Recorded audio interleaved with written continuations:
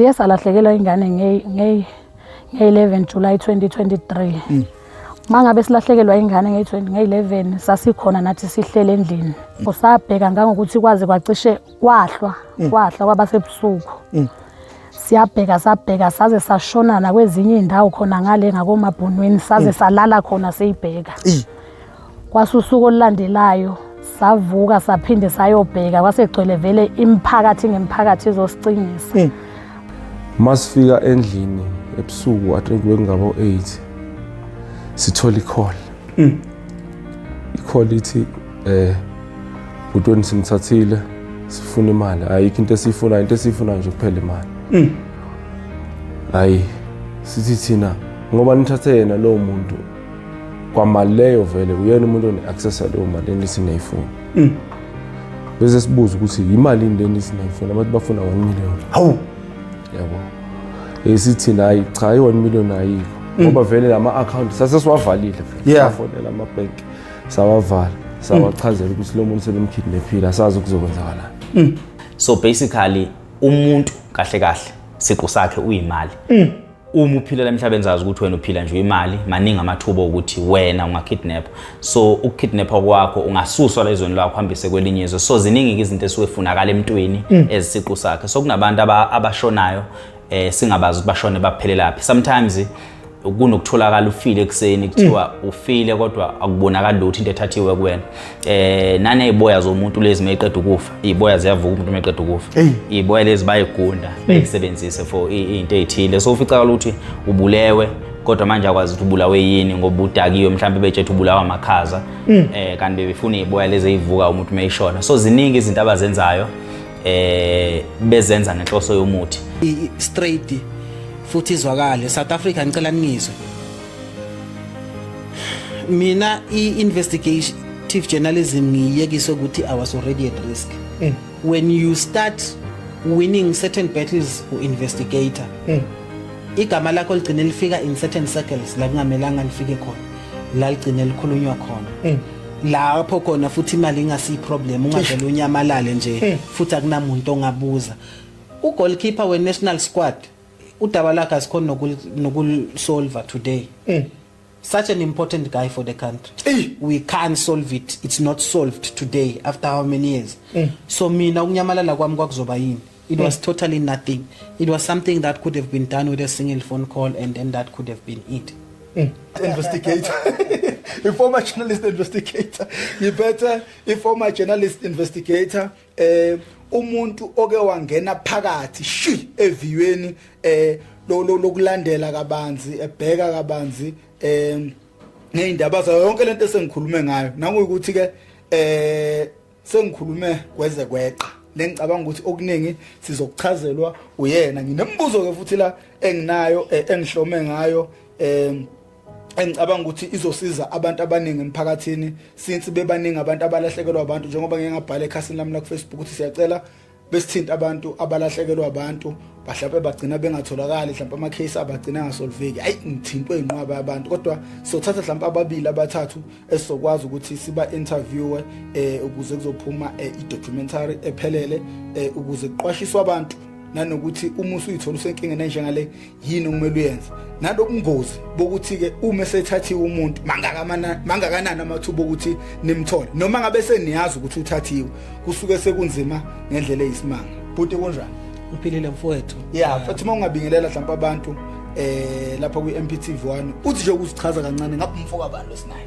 Cha usoko lo Mondli igama ngwakasoko uMawandla usichawukazi. Bhuti kwamanje ngumuntu ogcile ebhizinisini ngusomabhizinisi ngicine ngayehla lencola wabale winners know when to stop. Ngicale i-career yami as a journalist abaningi abangilandele ngicala i-career yami bayazi. Ngicale as a journalist ngaqala ngisebenzela ama local community newspapers local radio station ngicale ngeCorridor Gazette yaseMalelane. Excuse me. Angihlalanga khona ke kodwa isikhathi eside then ngabuya ngezePitori ngaye Source Times among others.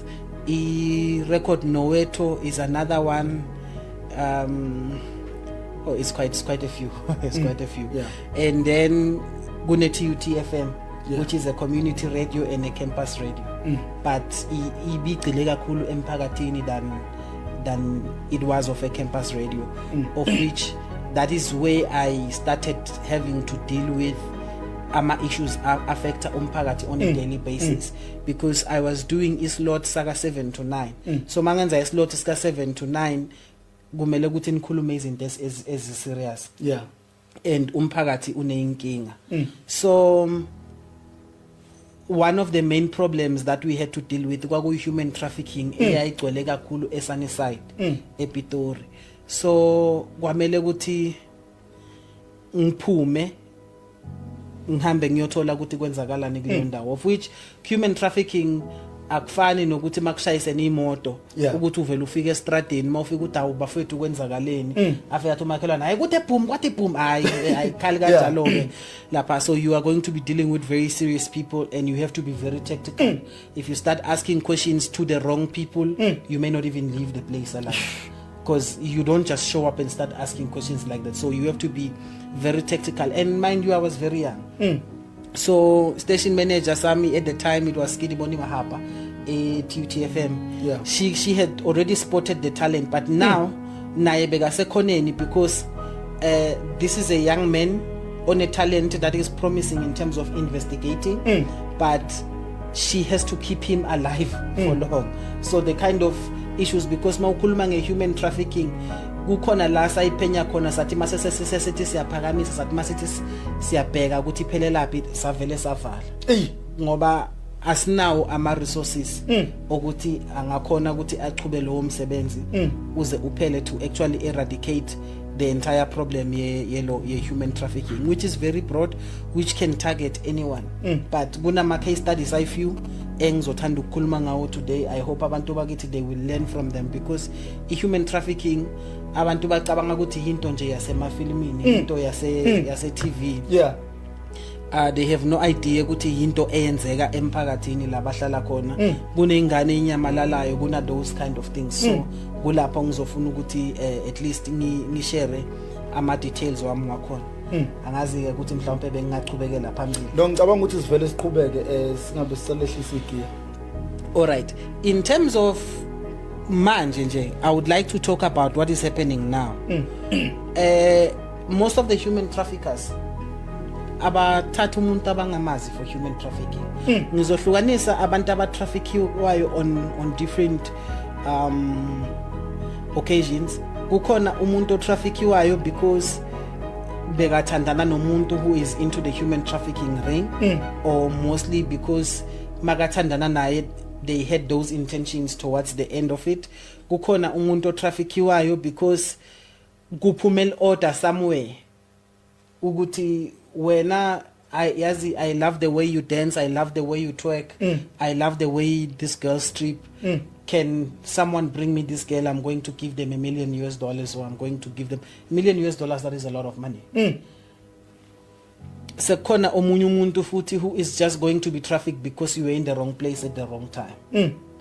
So sekhona ke lo imentionile ukuthi your body organs matches so and so who needs an organ at that specific point in time, of which angenanga kuyo kakhulu. I would like to talk about the ones that I personally investigated and worked on, ngingakhulumi ngehearsay. Yeah, kakhulukazi khona lento mfowethu esike sakhuluma ngayo off camera, ukuthi ukuposta ingane ku Facebook, ingane ezidansayo, labantu indlela abanamandla ngayo bakwazi ukubona nokuthi ikuphi location zonke lezo zinto. Nengicabanga ukuthi izona zinto ekudinga umphakathi uzizwe futhi uqwashe ngazo lezo. Okay, in terms of ukuposta ingane, if you post your kids, let's say there is a pedophile somewhere in Europe. Okay, mangaqala nje ngoba sidila nabantu bezizulu kakhulu la. Yini pedophile? Pedophile umuntu nje okhulile insizwa nje impela ecinile, angisho ukuthi abomama bekho nabomama bakhona, but nje insizwa nje impela ecinile ekhulile kodwa enesifiso or ethanda ukulala nezingane ezincane. Into I understandayo or the way wena unemizwa ngakhona mawubona intombi elingana nawe nabo kungendlela ababona ngakhona ingane encane makabona ingane niyayithuma nikeza umalume lokho umalume ubona enye into akabona ingane unento kunabantu abanjalo uthanda nje ukulala nengane ezinye zakhona nizomangala umalume lona wayathanda ingane kangaka uhlala zipha amaswidi unokunyamalala nje nengane khona nje ngisho noma ngayingane uyayibamba ngisho umbhekile nje emehlweni the way abheka ngakhona ingane ukubona masixoxa siyinsizwa ubona intombi uma ubheka intombi mhlawumbe u distracted ubheke usisi lo the look that you have or makufika intombi mhlawumbe sithi sise restaurant I waiter or something uyithandile ibusy indlela oyibheka ngayo uzombona nawe ukuthi hayi man lona ingane akayibheki as a kid there is something that is going on here so bakhona labo labathanda vele abantwana so unfortunately bakhona ke nalabathanda ingane abanezimali mangithi umuntu unemali maybe the person is worth boma 10 billion US dollars or more imali yinto ekhona is not a problem but into angenayo ile ya need yakhe esingayi understand thina ezomphakathi yokufuna ukulala nengane so mangabe le ya need yakhe isicala uzokwenza ama arrangements ukuthi izinto zihambe ngendlela yakhe so ngilapho ke khona sekazothi kukhona ingane edansayo kanje ku TikTok engiyithandile bathi ise South Africa bengicela ningitholele yona mhlawumbe uzohamba afuna amasotsha axoshwa emsebenzini ngokungaziphathi kahle the only thing abayaziyo ukuba amasotsha ayikho lenye into abayaziyo balambile labe khona afika bathole axoxa abanye abangani bakaxoshwa nabo kuthiwe ngicela ningibuyisele lengane they will fly in bangene lana ezama tourist mabafika locally bazothola ithulusi yonke isihlanganisiwe South Africa sine mining uyabona nje ikhona indawo engeke ngize ngikhulume nangegama eJobeke angifuni ukuthi ngihambe sengigijima ngibheke igoli mangizindlulela kukhona indawo nje mababhorekile bangenamuntu baxasulile ngalolanga badubula amagundwane so we just have too many guns in the country so angeke basogole mabafika remember ukuthi sekunama softwares manje ukuthi mawuthethe isithombe the software can tell you ukuthi lesithombe leso sithathe kuphi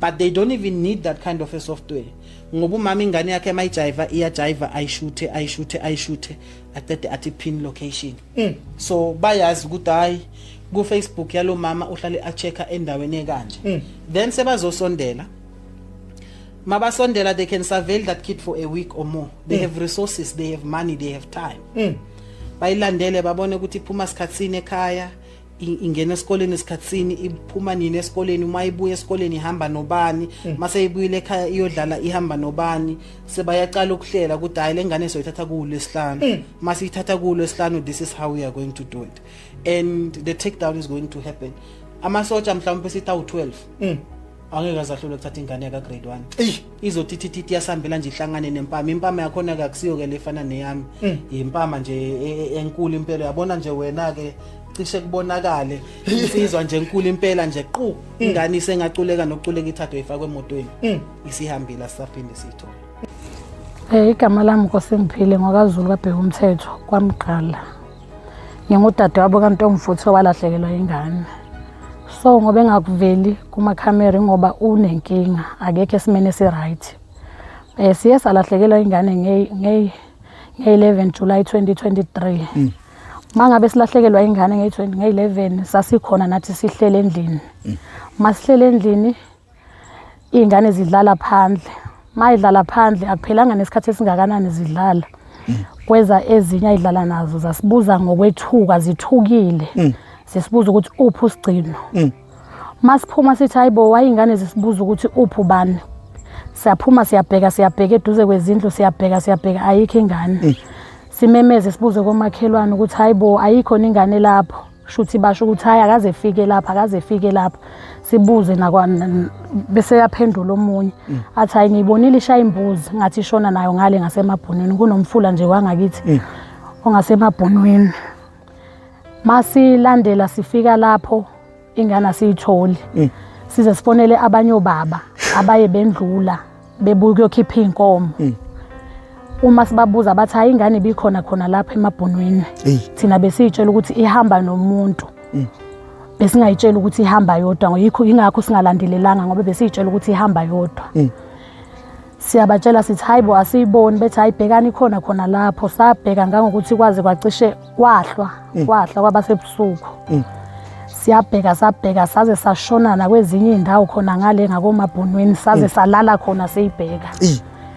Kwasusuku olulandelayo savuka saphinde sayobheka kwasegcwele vele imiphakathi ngemiphakathi izosicingisa. Masihamba abantu ababonayo shuthi bafike basho ukuthi basho lokho abakushoyo. Nathi sathatha ngenhliziyo ngoba sasisesimene esingekho right nanokuthi yinto vele engajwayelekile ukwenzeka endaweni yangakithi nathi sasiqala nje ukubona sasijwayele ubona koma TV nakoma radioweni. Manje sicela ukuthi noma ngabe ubani mhlawumbe ongaba nosizo asisize ngoba nabo kwahanjwa amakhanjwa kiwa kwenye indawo emhlahlweni futhi umama wengane akakhonanga ukuhamba ngoba wayegula njengoba ngisho nje ukuthi akavelanga ngoba usesimeni vele sokuthi umuntu ohlala agule. Bahambayo mabehamba umama wengane wayengekho right nathi sasingazi noma kwakumele sihambe noma kwakumele singahambi ngoba masihambe ebantwini abanye bafike bamfune sijike sibuye sizomlanda egule njalo sasingenalwazi kube sasinalwazi lapho ngabe sahamba. Manje sicela noma ngabe ubani onosizo mhlawumbe akhona ukusisiza.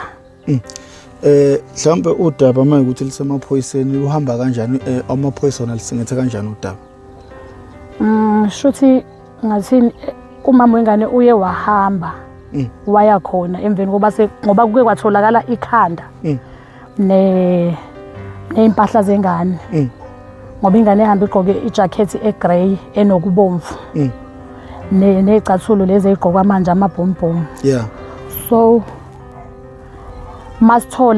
sithola ibhombhomu elilodwa nejacket kwakwa left akukho okunye.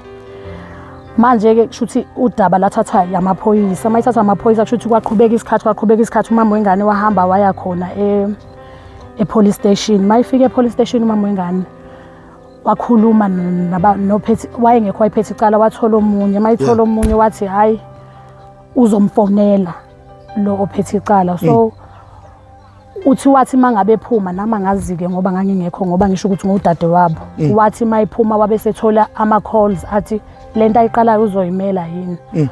So naye uyesaba ngoba kwanaye uyambona nje ukuthi usesimene esithusayo uyesaba ngisho ukuphuma manje uyesaba ukuthi akasaphephile lezi ingcinga ayitholayo njengamanje. Ngosuku lokuqala ngifikile la asikwazanga ukuthi sishuthe kodwa kwakunesiphithiphithi esasenzeka kufuneka ingane yakho eyayikade ihambe iyodlala. Lento yokulahleka kwengane iwuphazamise kanjani umphakathi ngoba ngicathi kwaphela isikhathi eside nifuna ingane nibukeka nje abantu manje abethukile sekuyesabeka ukusuka kwengane emehlweni omuntu. Inhlalo umphakathi nesimo umphakathi emva kokulahleka kwengane siyinto enjani kubazali? Ngakusho ukuthi asikho sihle ngoba nje yena umama wayo namanje umuntu vele uhamba ngathi umqondo wakhe uyaphazamiseka futhi kuyaye kuba wesi. Akukho kahle. Uke wakhuluma nangendlela abayijova ngayo lengane le uma indlela escape plan yabo yokuphuma lapha mhlambe kwi-country ngabe mhlambe lento bayenzela la South Africa indlela abayisebenzisayo ukuphumela ngaphandle. Ama-tactic amaningi kakhulu asebenzayo ku-human trafficking. Ama-tactics amaningi kakhulu because let's say they have planned the takedown. Okay, the takedown is going to happen on a Friday. Ngelanga elso and then that day comes. Bayenze i-takedown mhlawumbe bamshaye ke lo mntwana ngaleyo mpama afeinte or kwenzakaleni bamthathe sebahleli naye emotweni mhlawumbe ufeintile or something. I-takedown isuke iplaniwe. Remember ukuthi udila ngamasotsha la awudili ngabantu kazana. Bafike bamfonela umuntu vele omashonisa ne. Uyabo. Waphuma shuthi wayephuma njengomuntu onikeza umuntu imali. Wafika khona elinye ikhishi lapha 28 eQueen Street. wafike wama khona mayema khona ke salinde lo muntu kwaqhamuka amajita awu bathaye u3 lamajita afike avula umnyango bamkhomba ngesibhamu bathi akangene ngemuva emotweni yakhe maye ngena ngemuva esithina ngemuva ba drive imoto bahambe kanti kunomuntu obonayo ayitshela omunye umfana kade besebenza naye ubhuti lo ubhuti wami then lo mfana asifonela asitshela ukuthi kuthiwa u-ACC bimthathile sitshela ukuthi mhlambe abantu abahijack imoto yabo hayi sigijime sishona endlini yakhe masifika endlini yakhe sifuna ukuyochecka i-tracking company ayisebenzisayo masifika endlini sipequlwa amaphepha size silithole ukuthi yona yipi sifonele i-tracking company masiyifonele i-tracking company isinike i-direction ukuthi imoto ibheke ngase Southgate sidumisa imoto sishone ngakhona masifika nangempela sifike siyifica imoto uma uqeda kudlula eSouthgate subheke Orange Farm sifica imoto ipakile eceleni komgwaqo ivaliwe isikhiye phakathi asikho ayi ifike ke ne company tracker kugcine kusibuyele endlini sifike sathi speki kudunyisa imoto sihambe masifika endlini ebusuku I think bekungabo 8 sithola i-call ithi Butweni simthathile sifuna imali ayikho into esifuna nje kuphela imali hayi sithi thina ngoba nithathe yena lo muntu kwamali leyo vele uyena umuntu one-access leyo mali enisinayifuna bese sibuza ukuthi imali indeni sinayifuna abantu bafuna 1 million hawu yabo esithi hayi cha i1 million ayikho ngoba vele lama account sasesiwavalile vele safonela ama bank sawavala sawachazela ukuthi lo muntu sebemkidnaphile asazi ukuzokwenzakalani yabo basho ukuthi hayi ngoba nama accounts seniwavalile kusho bona bese bezamile kusho ukuthi ukhipha imali bathola ukuthi imali ayiphumi bathi nama account ngoba seniwavalile nitshela ukuthi nihlakaniphile nizoyisola ke ngalento eniyenzini yabo ngoba thina besingafuni lutho into besifuna nje imali kuphela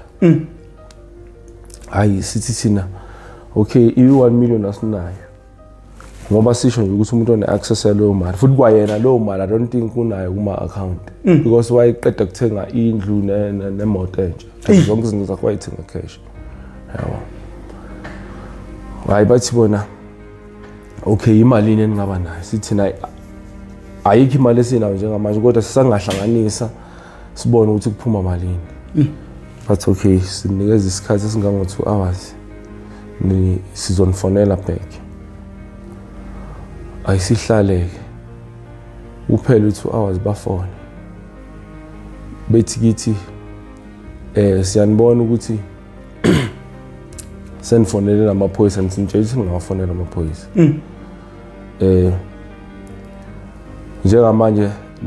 njengamanje nihamba niyasicinga nitshela ukuthi sibheke eOrange Farm asikho Orange Farm njengamanje I think washo umgwaqo ngazi wathi uM1 yini obheke ePitoli wathi ngibheke ePitoli yabo ayisizigcine size sihlukane ke kube sebusuku kakhulu sihlukane ukuthi ngakusasa siphinde sihlangane ekseni naleke ngasebenza nayo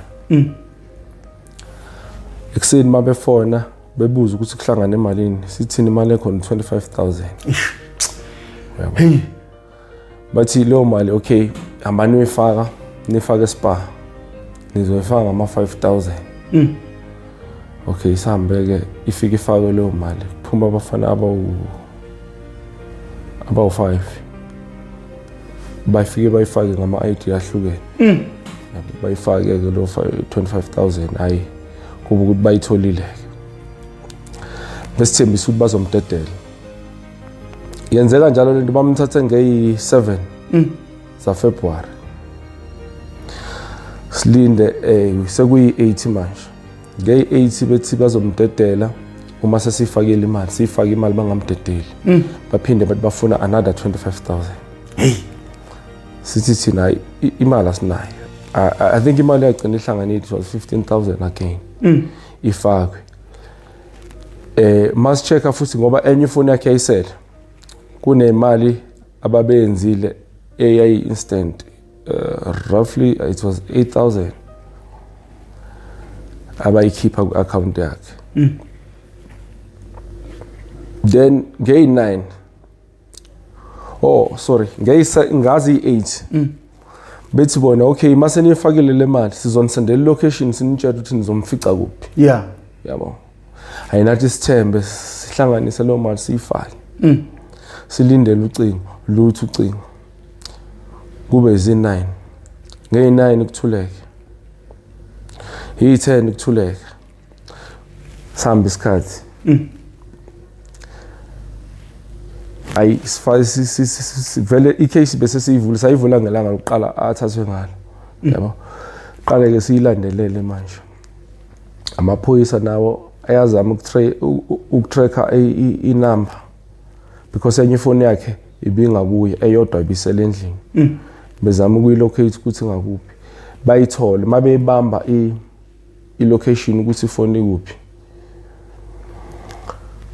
Kube khona umuntu ofonayo osifonelayo othi siyanibona ukuthi nisa police station. Hawu. Yabo. Siyanibona ukuthi nisa police station and sinitshela singafaka amaphoyisa kulento.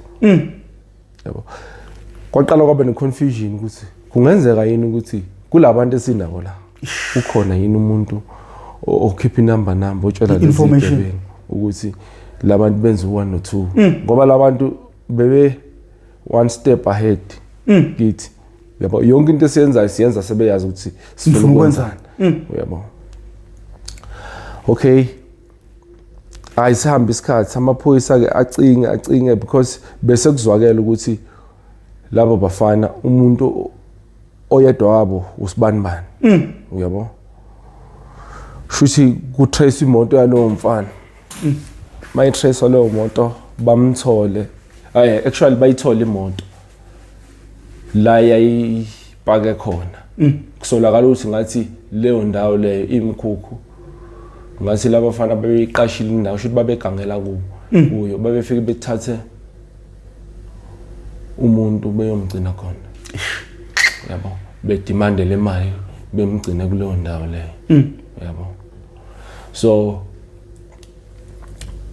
mabeyithola ke imoto bayithathe bayise pounding lo mfana bengamtholi shothi aphuma baleke. Hawu.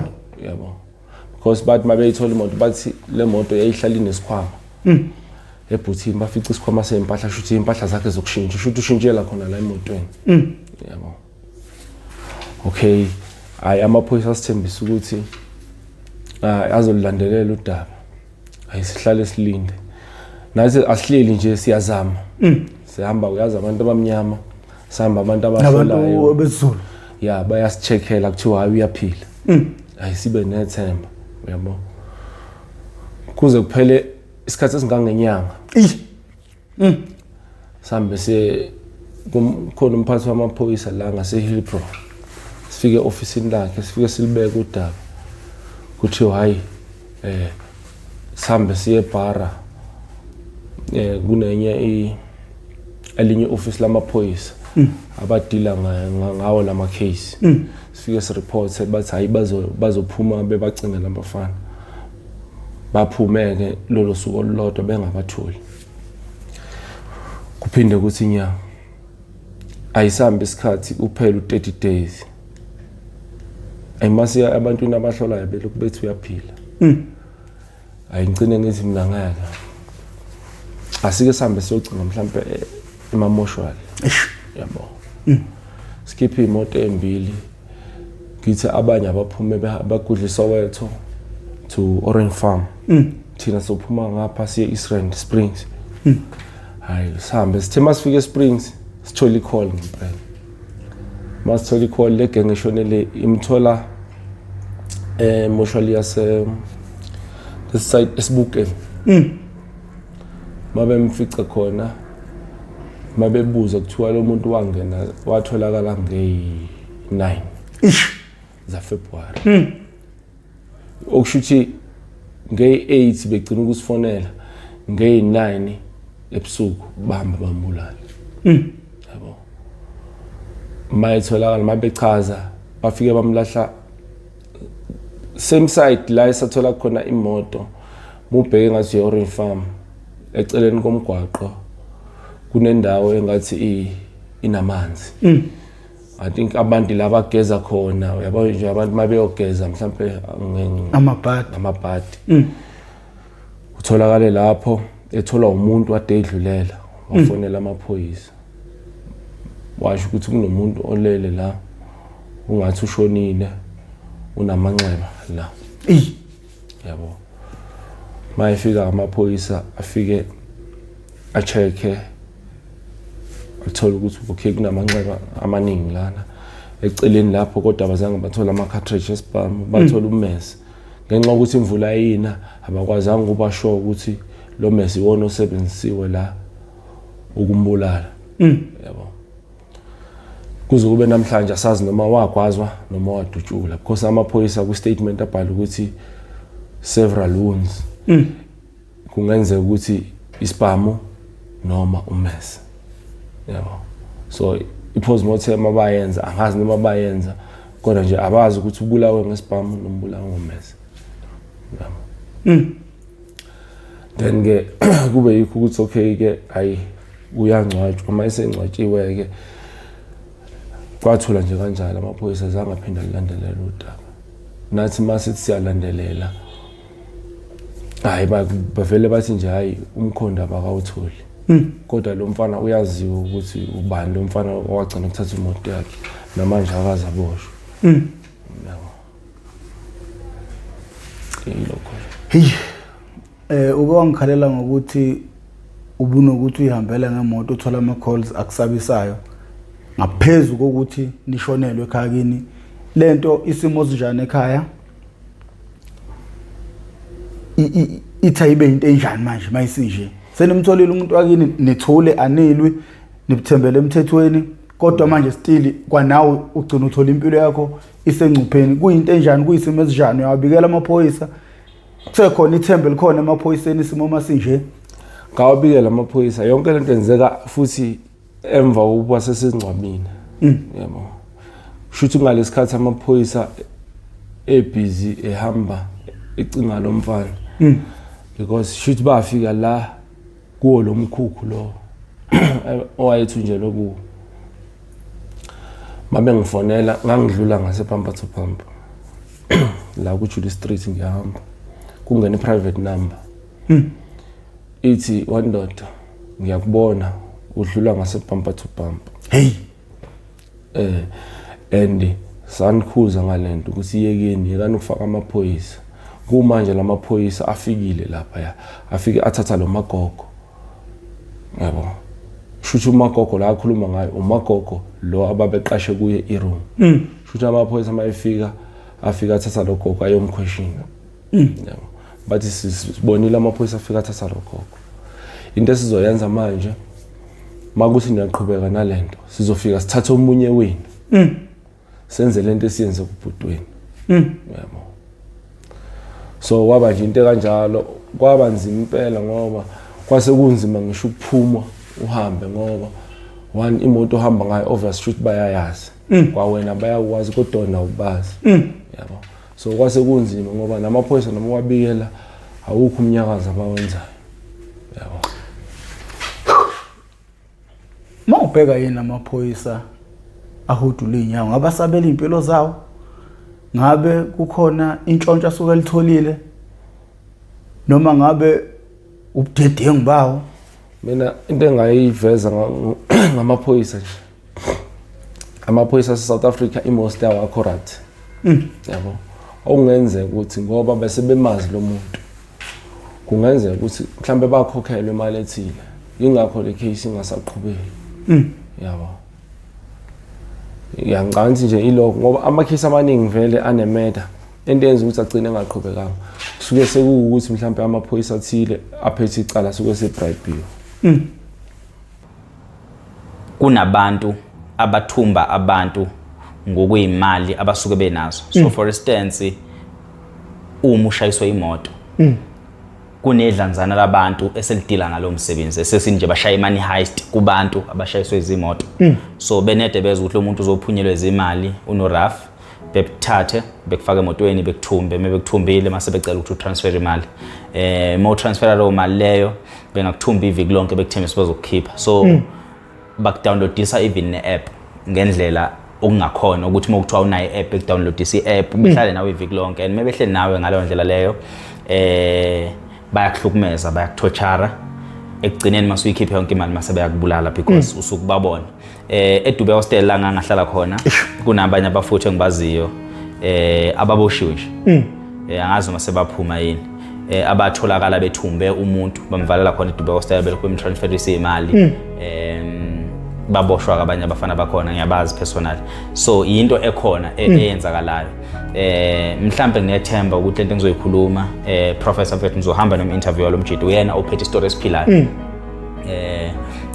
u DJ Zayizo so DJ Zayizo kunomjida wakubo abamthumba la eJulius so lolova bamthatha I think bamthatha wanyamalala maybe for a month if not more than a month or less than a month but almost enyangeni wanyamalala wafunakala yonke indawo the sad part ukuthi lo mjida lo babe nayo indlela yokucommunicate nabantu bakubo besho bafuna malini bafunani and kwakwazi nje bemthumbile kuthathwa imali so bayikhipha yonke imali benza so kesiqinisa ukuthi baya withdraw mabeqeda withdraw bambulala so basically umuntu kahle kahle siqu sakhe uyimali uma uphila emhlabeni zazi ukuthi wena uphila nje imali maningi amathuba ukuthi wena ungakidnap so ukidnapha kwakho ungasuswa lezweni lakho uhambise kwelinye izwe so ziningi izinto esufunakala emntwini ezisiqu sakhe so kunabantu abashonayo singabazi ukuthi bashone baphelela laphi sometimes kunokutholakala ufile ekseni kuthiwa ufile kodwa akubonakala lutho into ethathiwe kuwena nane iboya zomuntu lezi mayiqeda ukufa iboya ziyavuka umuntu mayiqeda ukufa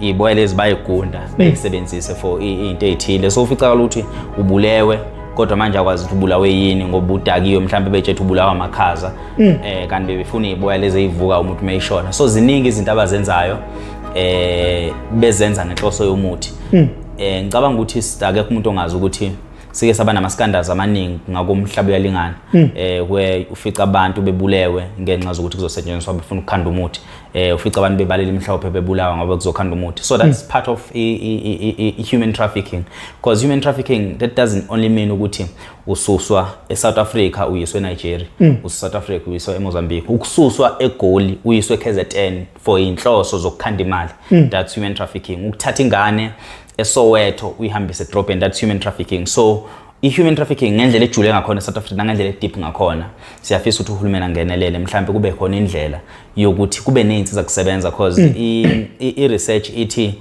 abantu i-rate yokukidnapha kwabantu la eSouth Africa it's more than 50% so that tells you ukuthi i-pandemic so it's a pandemic efana na wonke ama-pandemic angenile noma enzakalayo it's just that it's unfortunate ukuthi uhulumeni i-pandemic mhlambe akasahluleka uku-investa kuyona ukuthi how do we then get abantu abalahlekile ngoba kubuhlungu kulahleka kwengane igcina ingatholakalanga khona ingane elahlekile nge-31 kuhlukanisa unyaka itholakale irayishiwe yasiyabulawa ingane encane yadingcwatshwa nje einsukwini ukuthi angazi le video izophuma nini but nge-31 December kunengane yalahleka kuhlukanisa unyaka yatholakala irayishiwe yasiyabulawa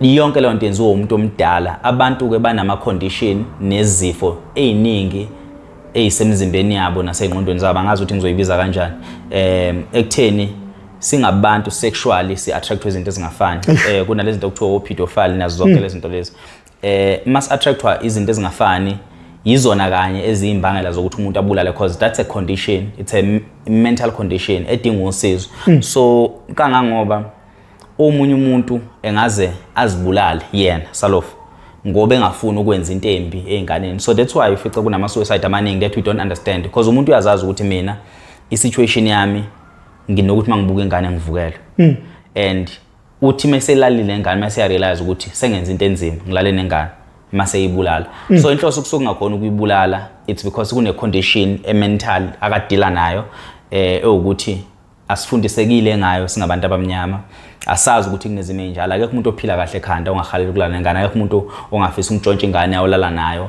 iqeda iduka ayigubhela igqiba ibulale so Sebenza ongaka ungitshele nje so kunanentombazane ekuthiwa ibulawa umjita isebenza naye noma ube imanager yakhe khona eThekwini so that's part of human trafficking and kidnapping zonke lezi zinto lezo cause njoba ngisho ukuthi umuntu okususa la uhlala khona ayokubeka la ungahlala khona is it ufile noma uyaphila but uma unyamalalile kini that person ukutraffickile as a human wayokushushumbisa wakushushumbisa kahle yabo so ekushushumbiseni kwakhe wagcina kufaka emgodini wakugqiba emva kwendlu wakubulala and then abantu bakini bakufuna so that's a sad part ukuthi umuntu wakini udukile anikwazi ukumthola and ingcono nomuntu mhlawumbe ukuthi ushonele because yamazophelele kuphi so siyafisa ukuthi uhulumeni ebe nayo indlela yokungenelela into enjalo ke sinama cases amaningi ngabala kuze kushonela ngathi so that's why ungizwa ngenza izibonelo ngama cases esengwazwile ngabona amanye enzeka eduze kwami amanye enzeka kude nami kuno driver bama Uber that thing yenzeka every day but no one is paying attention to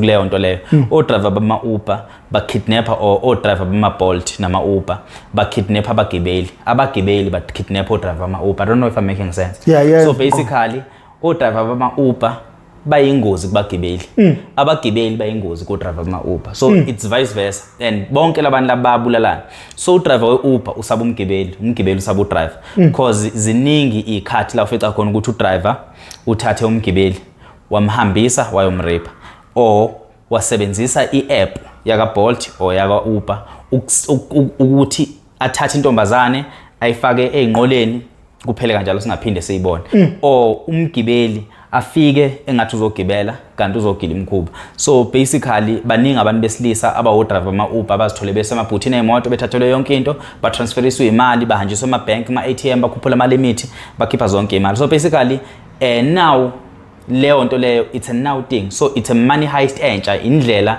yabantu akuyizelelesi asebebamba ngayo inkunzi ekutheni uma wabukeka ngazuthi nemali ukunokuthi kukhuthuza ukuphethe emaphaketheni ungcona sikuthathe isiqu sakho sithathe konke okukhona ebank so basically uma usaphila emhlabeni we South Africa uphila nokuthi wena ayi ngoba ngishiye konke endlini angeke bethole lutho so i-digital marketing or i-fourth industrial lesi siphila ngaphansi kwayo isiyenze kwabalula ukuthi sibe vulnerable egebengweni so nongaba uphethe lutho ithupha zakho as long esasebenza as long uyazi pin yakho uyiphethe phone yakho imali yakho ungayiphethe ungakwazi ukuthi ubanje inkunzi futhi enkulu ukudlula ukuthi wasibambe le mali ephathi imali futhi ukushow off nakho kuyingozi manje ungayibeka emathubeni ukuthi ube i-target kulabo abantu that's why abantu abanezimali singababoni phakathi kwethu because they feel safe so ufana nomuntu ukuthi I rather live where there is security because ukuphila phakathi kwabantu abanganamali nginemali ngiyazi exposure ekutheni ngibanjwe inkunzi okanye ngikidnap so ukuphila impilo ku social media ukuzama ukuveza ukuthi unemali engakanani lokho kwenza ukuthi ingenxa ukuthi uignorant awazi ukuthi abantu la South Africa baya kidnapelwa imali zabo and we target engcono ke usesantini siyakubona hleze ushuthe esantini ushuthe eduze komuzi wakho ushuthe eduze kwemoto zakho you flexing uthenga into zaka Gucci zaka Louis Vuitton ziyakubona igebengu and sekuyindlela benza ngayo imali so from lapho bayasuka beza kuwena ngoba sebeyakwazi belidwebe lonke iplan ngawe bakuthola wena ukambe bathi labantu abagade imali laphathi imibhame enkulu G4S yes awuna G4S onegadile kodwa uhleli phekwe imali engama million so ucabanga ukuthi bengahambe ubamba imkunzi yemali yabantu abagadwe yemali egadwe abantu ngezibhame enkulu beke wena ungagadiwe une security lot egate bebona ukuthi wena unama million so basically leyo nto leyo isinkulu eSouth Africa ndiyenzeka and njengamanje ngendlela enzeka ngakhona isesigabeni where if makuthiwa petrol full tank so bafo umbuzo nje ngingaba nawo ngesikhathi ethenga imoto nendlu ngabe washutha yini waposta einkundleni zokuxhumana mhlawumbe waposta ku Facebook ube umuntu open umuntu vele othandayo ukuthi izinto zakhe nje ayixoxe nabantu abaseduzane ngoba akusiyona mhlawumbe indlela yodwa izindlu ayithenga zintathu nemoto zonke ayithenga cishe zazila o7 wayithenga cash so vele umuntu wayesephuzile mhlawumbe thina nje siseduze kwakhe esivezele nama-account akhe mhlawumbe ukuthi unamalini yabo ukuthi ibheka mfana la e-Absa nginemali engaka la nginemali engaka uyabona so uthola ukuthi sesiyazi ukuthi okay mhlawumbe lo muntu imali anayo 3 million or 2 million uyabo ubungozi bokuthi abantu bazi ukuthi unemali nakho ukuthi mawenza izinto mhlawumbe igcina ifinyelele ebantwini abaningi njengamanje sino social media sino Facebook manje mangathiwa ngithenga imoto mina ngizobona la sengiposte ku Facebook izinto ezinjengalezo ngokwe experience yakho nokulimala komfowenu ungabaxwayisa uthini abantu ngazo ngithi mina first kuyingozi kakhulu ukuthi utshengise abantu ukuthi unemali kungcono noma kuthiwa beyakubona uyayithenga imoto mhlambe bayayitshela ukuthi imali yokugcina kodwa uma usubakhombisa ama bank balance wakho kuyingozi kakhulu ngoba akubona bonke abantu abakuthandayo futhi nongabethemba ngoba abanye abantu bazofike beyixoxe kanti sebeyixoxela umuntu wrong oyisigebengu egcine sebona umsebenzi ukuthi cha ithi ngimthathe lo muntu lo ngisebenze ngayo ngizokwazi ukuthola le mali le okuthiwa unayo noma mhlambe ngagcine ngithatha ingane yakhe ngithi akakhiphe le mali or ngithatha umfowabo ngithi akakhiphe imali if akayikhipha umfowabo ngiyambulala vele obvious uzoyikhipha yeah and eyintweni njengalezi usuke khona umuntu oseduze okwazi yikho mhlawumbe ngicabanga ukuthi egcineni yikho bekubulala basabela ukuthi wena uzogcina usho ukuthi hayi bekukhona nobani yeah vele into eyenza ukuthi vele bakubulale isikhathi esiningi ngeke kube ukuthi bayazi ukuthi mhlawumbe babonile uyabazi uzokwazi ukuba recognize ngoba if mhlawumbe kuthiwa abantu abasukela impompo abangakwazi ngeke baze bakubulala bazokudedela nje uphila kodwa maku abantu abakwazi vele bazokubulala manje mfethu no spa abakwazi ukutrace ukuthi imali iphume kumuphi uspa mhlawumbe kuyolandela kuyocheckwa ngisho ama camera angithi imali esespa ngathi uyakwazi ukuyikhipha kwi-ATM so ungathumela nombani ukuthi akayikhiphe because angithi kuba instant kuba ile number le oyitholayo nepin so if usunaleyo number nawe ungayikhipha useThekwini yabo so angazi I think kodwa le vele bangakwazi ukuyitrace ukuthi imali ethile iphume kuyiphi i-ATM kodwa I think lobo ubudedengu nje bamaphoyisa okungafuni ukwenza umsebenzi wabo ngoba I think wonke ama-camera wonke ama-ATM anama-camera ayakwazi ukuveza ukuthi ubani noma mhlawumbe i-ATM isegarage noma isemall caca ukuthi okay bayikhiphe emall ukuthi bese kucheckwa ikhathi kucheck ukuthi ngaleso sikhathi obani abebeseduzane hey so nje wabo ubudedengu nje bamaphoyisa okungafuni ukwenza umsebenzi wabo ngoba ube babefuna ukwenza umsebenzi ngoba wayehambe naye ifoni the first day bemthathile kuba amaphoyisa ayefuna ukwenza umsebenzi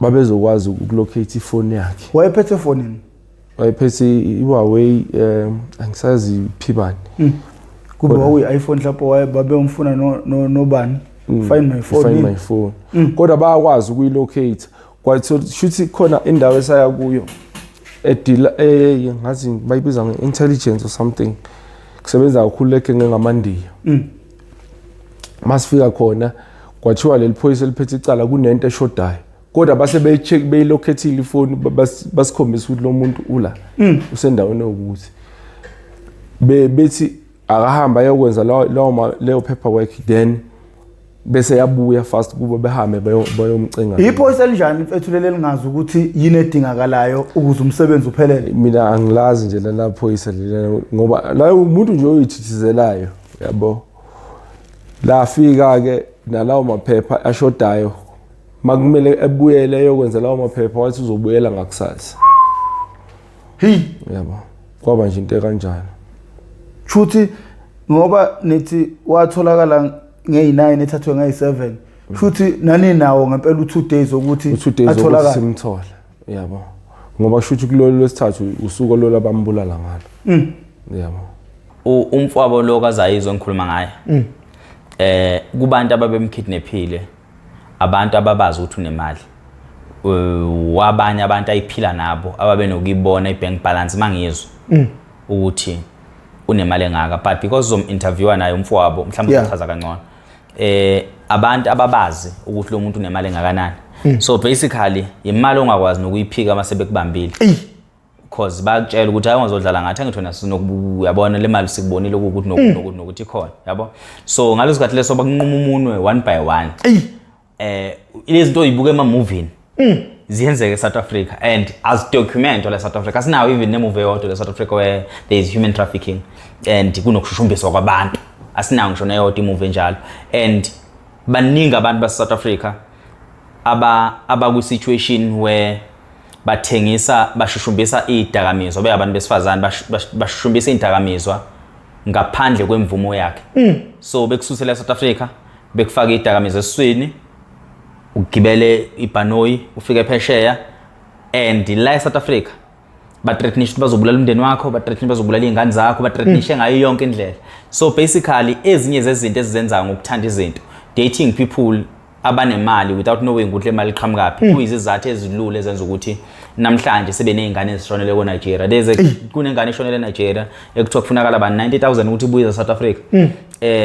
Ake kwazi ukushona kanjani and asinale iqiniso ukuthi kungani ziyashonela eNigeria. So zonke lezi zinto lezi asazi ukuthi it was her will na kuba seNigeria but iqala ngokuthatha imali encane endodeni from imali encane ibe enkulu emveni kwalokho kube imali ongekwazi ukuyikhokha back nangumzimba wakho maqede ethi uyamkweleta mase eba nelungelo lokukuthatha ekuhambise kwenye indawo where you'll be working umkhokhela. So most of ama influencers athengisa ngomzimba emazweni abangafisa ukuthengisa ngomzimba khona because bakweleta abantu abathile. So uqhubeka kube influencer on social media sikubona uhamba ko Dubai, sikubona uhamba ko Nigeria, sikubona usendaweni ehlukahlukene. Thina we thinking ukuthi udlu life kanti awudlu life wena wavuma ukwenza iBBL. And lento engikhuluma ku social media khona kunabantu besifazana abenza oBBL benziwa amadoda abo maqedela la uBBL sebeyikhokha ngomzimba yabo. So sebehamba bethengisa ngomzimba endaweni ezithile maybe usune contract ka 3 years awusakwazi ukubuya eSouth Africa because this person knows the family yakho, knows ingane zakho, knows everyone from your background and that's human trafficking enzeka phambi kwethu on social media abantu abayiboni. So i-take down mayenzekala la mhlawumbe bazojika a few blocks kune helicopter balindile balahlela umntwana i-helicopter takes off. Imoto sebazobona ukuthi bayenza njani. Base ngayithatha futhi bayilahle anyway la bafuna ukuyilahla khona if ilahleka and then impilo yaqhubeka. La bamthethe ngechopa bayahamba kiwe endaweni wherever la baya khona. Ziningi indlela enye from one of the people esasiba interviewer akasichazela ngayo. Uyabona ama truck? Yeah. Kukhona ithanke lelingathi ithanke lika petrol trucking. So what they could do, they can just squeeze the kid into the petrol tank, bayivule ngaphakathi bafaka umntwana bamvulele i-oxygen space and bayiwelde futhi baphinde futhi bayimount futhi back into the truck. Who can think ukuthi phakathi etankeni le petrol le truck kunomntwana? So noma ngabe bayasesha izinja ozosithola e-airport uzothola izinja mhlawumbe esifuna esisibheka ama explosives ibhamu mhlawumbe ama drugs izinto ezikanjalo akusizi nje mhlawumbe ezingabe ezitrainelwe ukuthi kumele ukuthi sifune umuntu. So it's easy for that ukuthi umntwana andlule but as much as kunama ports avulekile nje South Africa abantu abangena ngawo illegal, those very same ports angasetshenziswa ukuthi kuphume umntwana mangabe bafuna ukumthatha. Another thing okumele ukuthi uyikhumbule, if they used former special forces ukuthi bazolanda lengane sithi mhlawumbe leso siqhumama sakuleyo country somewhere phesheya sinemali vele simthandile that one specific child ukuthi ngiletheleni that specific child, those guys bangafika about 12 mabawu 12 banjalo they are highly trained enough ukuthi police station yala uhlala khona bangayivala bawu 12 banjalo. Angikhulumi ngesotsha elifika izolo, ngikhuluma ngesotsha that has carried ama mission ahlanyayo, ama mission that are really insane. So mabathe ngilethele umntwana oso and they already have the child, they already have the package because that's the language they use. They already have the package. Ayikho into engamtshela yona, ayikho futhi nendlela futhi engabavimba ngayo. La kungena khona abanye illegal basengaphuma futhi nalapho la bangaphuma anyway. Ama private jet asazi ukuthi I process yokwa monitora ihamba njani, asazi futhi ukuthi la abaflyer privately i-security yokubasesha ihamba iphelelepe. So I'm just trying to show you ukuthi ama-gate ukuthi baphume la eSouth Africa they are way out of control. Nanokuthi bafo engifuna sikuthinte ngiyabona ukuthi kushisa kakhulu lapha bafethu studio. Nisikhombisa nihlomile bafana. Hayi kuhle. Iyakubanga ukushisa nendaba iyashisa. Enye into bafo oke wayithinta kakhulu ubungozi bokuthi noma ngabe sekubonakala ukuthi ingane ithathwe wobani indlela amaphoyisa agcina sabela ngayo impilo yawo kufika kanjani kuleso sigaba. Amaphoyisa buti aboba bemizi amadoda wabantu futhi naye he wants to be alive tomorrow ukuthi azokhona ukubona ibirthday yomntwana wakhe uzofuna ukuhambisa ingane esikoleni. The moment akhipha i-uniform akhumula i-uniform so umuntu onormal like everyone else. They have problems nabo they have threats. Excuse me, akukho lula kwenza umsebenzi owenzayo.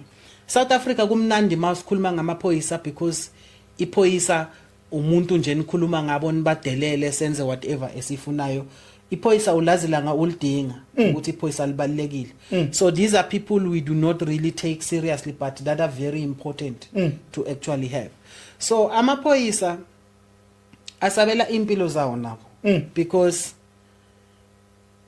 let's say umseshi kumele ukuthi aphenye about ukulahleka kwengane ethizeni. If 1 million can be made available to traffic that child from South Africa to wherever this guy wants the child, what would stop the guy to pop out another 200,000 to silence anyone that is going to be doing the investigation? That is another part. If akafuna ukuthatha lo 200,000 unganikezwe inkabi kuthiwa imdubula. Anyone angawuthatha akusahambi phoyisa lodwana mhlawumbe sekungalimala nomndeni wephoyisa sekungalimala anyone. So as much as amaphoyisa siwathuka, as much as amaphoyisa sithi are useless, amaphoyisa ase South Africa awana ma rights aba protectayo as the police force. Amaphoyisa as a journalist bengihlale ngwabona I humiliate ama lawyers wegebengu. Uma usulimamele kahle lecala uyezwa ku Diamond kahle phela isigebengu lesi. But ukuthi isigebengu uzozwa ummeli wesigebengu asimela isigebengu asikhulumele isigebengu ulibona iphoyisa ukuthi lithwele kanzima for doing umsebenzi walo. So ngitsheleke ukuthi wena can you still uzimisele uphume ufake ilife yakho neyefamily yakho on the line for a situation la uzosithola khona usumile enkantolo sekune lawyer ehlekisa ngawe sekune lawyer accumulatayo probably lawyer efundele umthetho for a longer time than you mhlawumbe kunama loopholes there and there but akusiso sonke isigebengu uzofike ukhipha ibadge uthi you are under arrest is comply. What happened mawuthi you are under arrest isigebengu sikushaya and you going to fight back ukuthi leso sigebengu sibambe mase sasifike enkantolo nama bruises ebusweni kuzothiwani kuyothiwa ushaya isigebengu wena you assaulted the criminal. So amaphoyisa athole kanzima kakhulu. So in terms of dealing nezinto ezifana nabo human trafficking and dealing nama criminals of that magnitude kunzima kakhulu for wona sengawadelela angwameli because I know someone ePitori uzodaya umkhulu wakho bekuyiphoyisa ukhulumela umkhulu no it's not that. Ngisebenzile nabo kakhulu sometimes mangenza investigative journalism bekuba yiba bangitshelayo ukuthi cha mfana wami you are going too deep manje don't go there we won't be able to save you if you go that far. And uyazi singakumela anytime if usifonela for backup we can back you up anytime but la ufuna ukuya khona we do not have resources or asina jurisdiction yokungena kuleyo territory kune police station yakhona bazoyi acquire nini ipermission yokuthi bayosebenza kuleyo area. Isigebengu siyobe sikuphi? These people have resources banemali for lobo bugebengu lawo suke benziwa. So amaphoyisa athole kanzima ke in that regard ukuthi asengabulawa anything can happen nasemsebenzini usengaxoshwa another thing kwakhona lapha police station la sebenza khona akazi ukuthi how many police officers who are there who are actually corrupt because kusena kwenzeka ukuthi mina ngisebenza nawe officeini wena usuyithathile imali yesigebengu mina lokhu ngigijimisana nesigebengu ngifuna ukuvalela isigebengu so mina mangilokhu ngigijimisana nesigebengu wena uwe ositshelayo ukuthi kusasa siya kuphi sesazi ini ngawe kahle kahle umuntu oyinkinga ubani yes so njengoba naye alapha epolice station asebenzele isinkwa sabantwana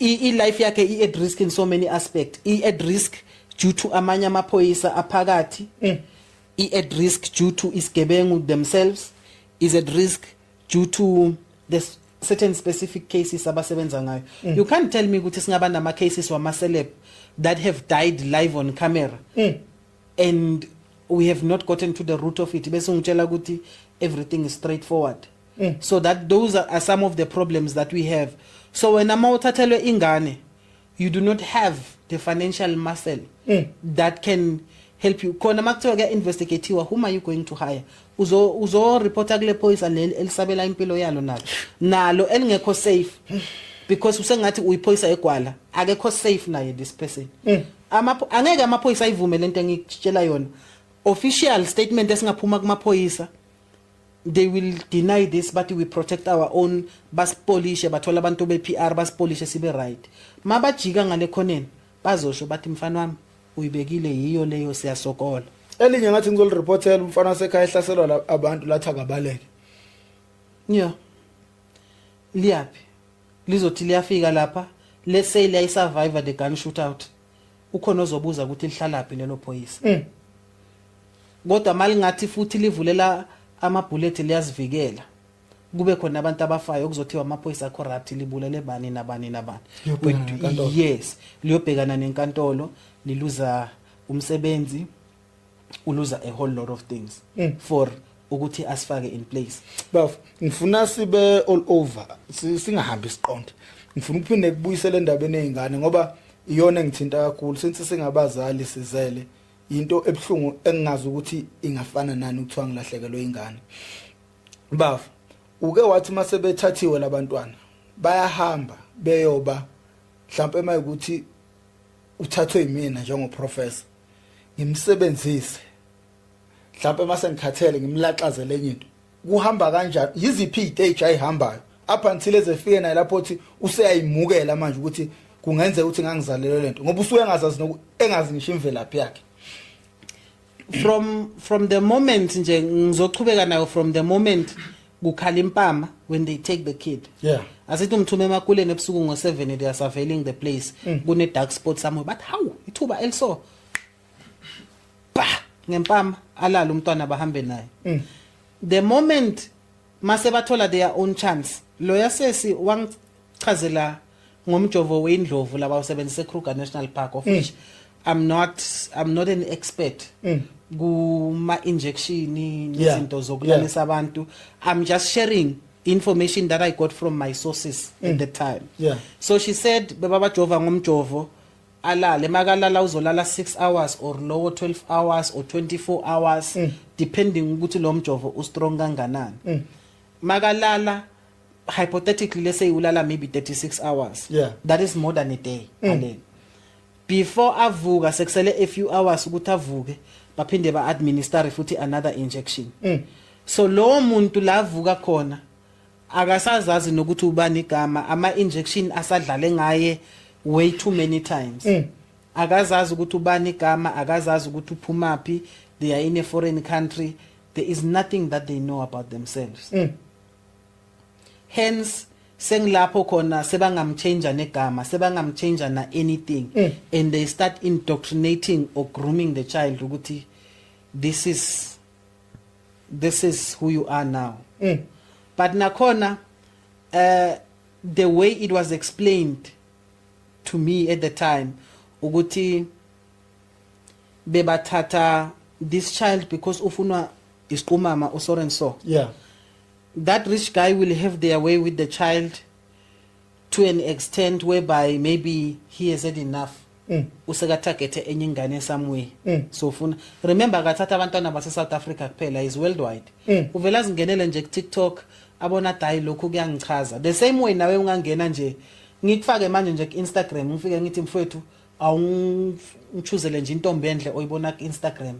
akunandaba ukuthi leyo ntombi yakuphi emhlabeni muyithandile nje ziningi ongasikhomba yes the same way wena ungabheka lezo intombi is the same way this guy also looks at children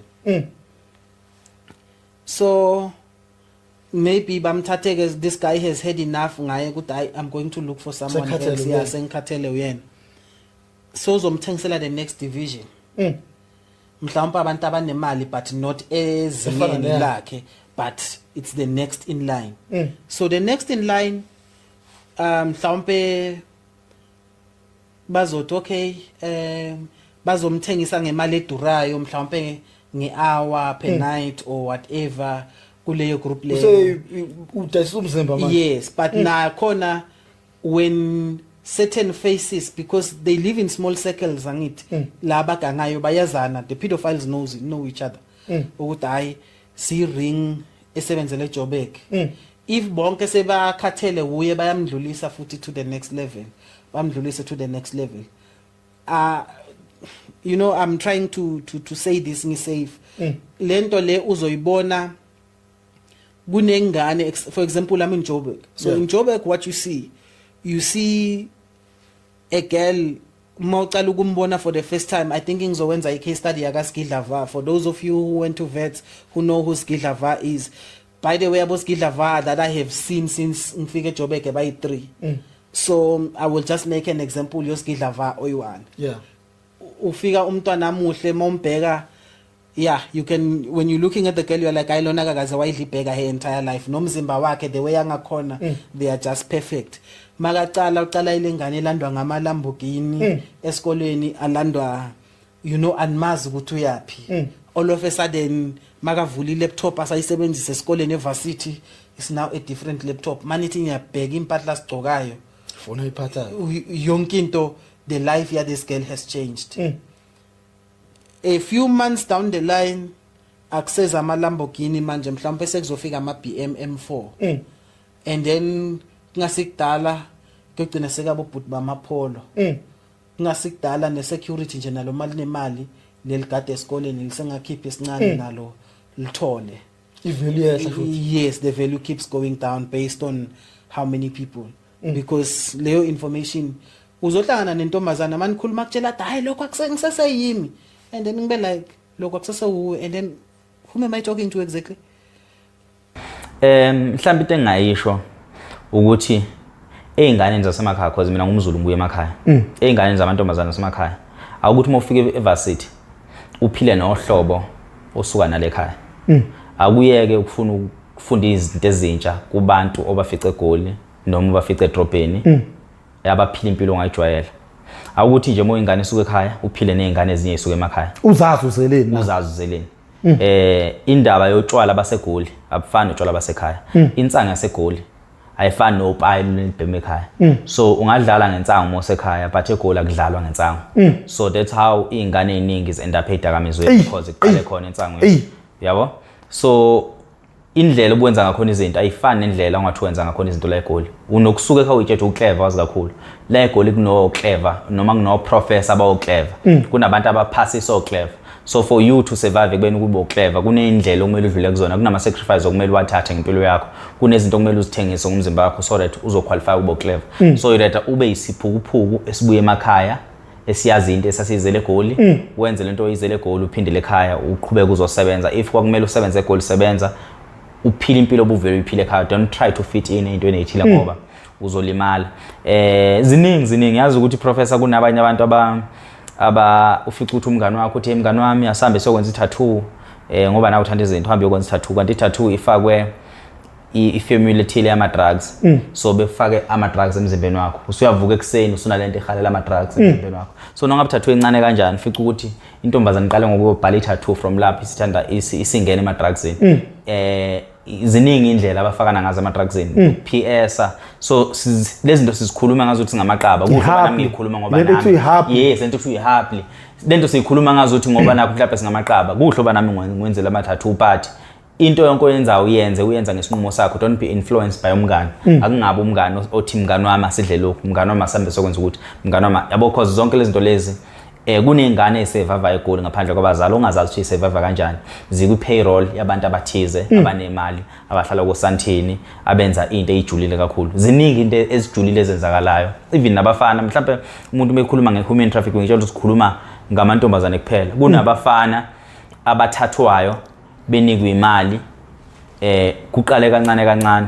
benikwe imali behambe ulala nezigwile ezithile from lapho usuyakweleta wena sekumele njalo Friday or Saturday or nini yo submit esigulini esithile because wathumukela into ongamele uyimukele impilo esiphilayo la eSouth Africa ngaphandle efana ncamashini empilo yasejele into uyithatha kumuntu ongamazi hlezi wazi ukuthi ubhadara noma ungasathandi and akekho umuntu yokulekelela ngoba basuke sebekugadile 24/7 so ayikho into enzima nje ukuthi uphile impilo ukuthi ugadi uphume eflithini ngomuntu ogadile uyala khona uyalandela so akuyona impilo leyo so basically lelo wenza into izele kakhulukazi njengoba kuvula unekole kunengane ezinje zongena emaversity engazi ukuthi ungangafuni ukufitha ini igoli alikholeli ngokuthi uphethe isitala sakhona but igoli likholela ngokuthi unahlonipha yinte khona so the value keeps going down going back to leyangane so masese when they have had their way with the child asehlile ivalue that is where sozobathola khona sebasebenza estradeni in foreign countries I saw a video somewhere in Thailand la kunabo sesikhona abathengisayo kunabo sesabamnyama lapha whom you can tell ukuthi lo uphume eAfrica or uphume eUS or eCaribbean the question is angaphuma ezweni la kuba hambe nje eThailand kuyonza lo msebenzi ufike njani yeah kushuthi kahlahle ngokomthetho nje mangibhekisisa kushuthi lo ubafo kwakufanele bamthathe ngoDecember yabo kushuthi bamgeja ngendlela bamgeja ngayo bangakwazi ukumthola ngoba ngoChristmas shuthi nje lento kwase igazi laselimshiya ukuthi khona into ezokwenzeka kuye ngoba wangifonela ekseni wathi ivukani ngiyeza lapho ngishayela iround esuka kwaNongoma eMangozi wafika ekseni mayifika ekseni wazivusa hayisageza wathi asambeni sedrobheni masifika edrobheni wafika wasithengela utshwala nje obuningi yabo yena ke waye umuntu ophuza iCastle Light mhlambe nama connect kodwa ngalelo la ngwavele wathi hayi namhlanje ufuna ukuphuza into thina esingayi afford uzophuza nje iStropez wathenga 6 pack iStropez wayiphuza mayiphuza cishe wayesephuza amabili amadamp ayi amhlula yabo wabuyela futhi wazophuza nethi Castle Light then after that esezohamba nje sekuntambama wasethi hayi wabiza thina nje igenge lapha ekhaya wasethi ucela ukuthi sihambeni semathuneni because ithuna lika mama vele lapha ekhaya emakhaya thina sincaba khona vele ebaleni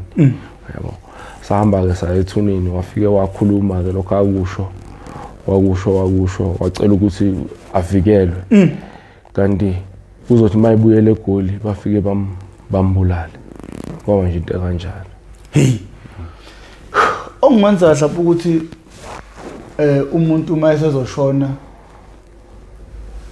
zikhona impawu usually ziba khona impawu eziba khona yabo nangendlela obehavior ngayo iyayishintshe nje ku-situation yakho vele indlela nje ojwayele ukuba yiyo iyayishintshe ngoba naye impela nangaleli langa futhi abamthatha ngalo asiyena umuntu ohlala kakhulu endlini but ngalelo langa walala endlini ilanga lonke walala ikhole yamkhipha ngabo 5 ntambama umuntu ovuka ekseni wayevuka ekseni ethatha ibhuku lakhe abheka abantu abamkoletayo yabo mhlawumbe uthi uyabafonela ukuthi imali yami ayibuyi imali yami kanjalo yabo aphume ekseni kunekhona ababehlala kulo avuka ayohlala khona nale genge leyasebenza nayo yabo afika ihlalele emotweni le genge uthi ihleli kilinda abantu abazofuna imali but ngalelo langa walala ilanga lonke kanti intambama uzokhishwa ikhole kanti bayamkidnap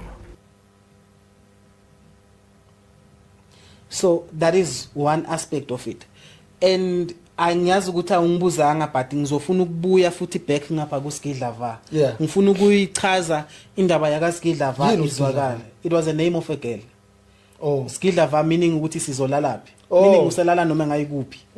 Ulala lapha ahlwelwe khona. Excuse me, Yeah. uSkidlava was a girl who was supposed to come azostudisha eVets. Aphase kahle, asmart, amuhle umntwana. I can't even explain in words mangithi amuhle umntwana. Yabona makuthiwa ingane yinhle. Uphumela ngesikothe.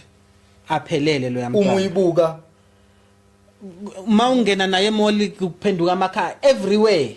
uma iqhamuka inyoni ngisho ivele yakho thama. Iyinhle ingane. Lapha gcobe khona ngiyafunga ungihamba kuphuma igolide. Iyinhle ingane. Usuka sahamba wentombi. Ngizoyishiya lapho khabazela. Kodwa ke uSkidlava ufika uzofunda esikoleni. Makafika uSkidlava azofunda esikoleni. Okusho ukuthi khona bese bambonile abanezimali. uSkidlava bekalandwa abantu ababalekile. Angifuni ukusifaka inkingeni, angifuni ukugijima after le podcast. So ngizothi abantu ababalekile.